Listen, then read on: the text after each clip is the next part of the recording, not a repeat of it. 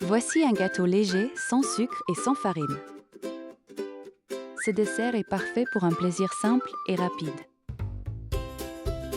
Je commence par verser 120 g de ricotta dans le robot. Ajoutez ensuite 2 cuillères à soupe de fécule de maïs. Maintenant, je passe aux pommes. J'en utilise 3 au total. Je les ai déjà épluchées pour aller un peu plus vite. Je découpe ensuite en quartiers pour retirer le cœur. Cette étape est rapide mais nécessaire pour la texture. Couper en petits morceaux aidera le robot à mixer. J'ajoute tous les morceaux de pommes dans le bol. Je termine en ajoutant 2 gros œufs frais. Et voici le deuxième pour lier le tout parfaitement. On referme bien le couvercle avant de démarrer. Puis je mixe le tout pendant environ 20 secondes. Il faut juste le temps que tous les ingrédients se lient. Le but n'est pas d'avoir une texture lisse.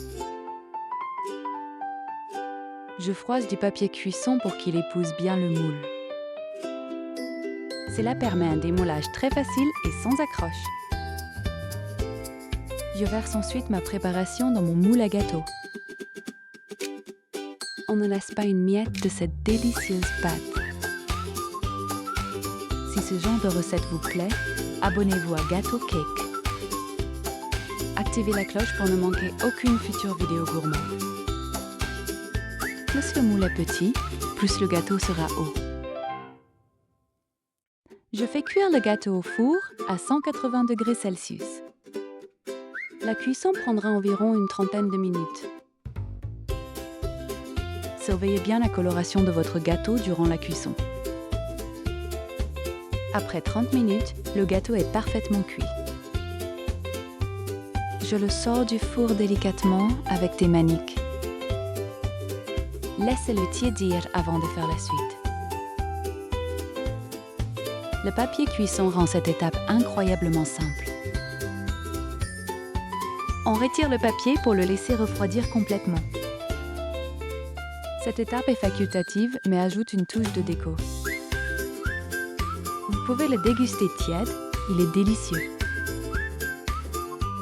Personnellement, je le préfère bien froid après un tour au frigo. Un passage de 30 minutes au frais le rend encore meilleur. Regardez comme sa texture est fondante et moelleuse. Il est maintenant temps de passer à la dégustation. Ce gâteau est naturellement sucré grâce aux pommes. Alors, êtes-vous plutôt du genre à tout faire à la main? Ou le robot est-il votre meilleur allié?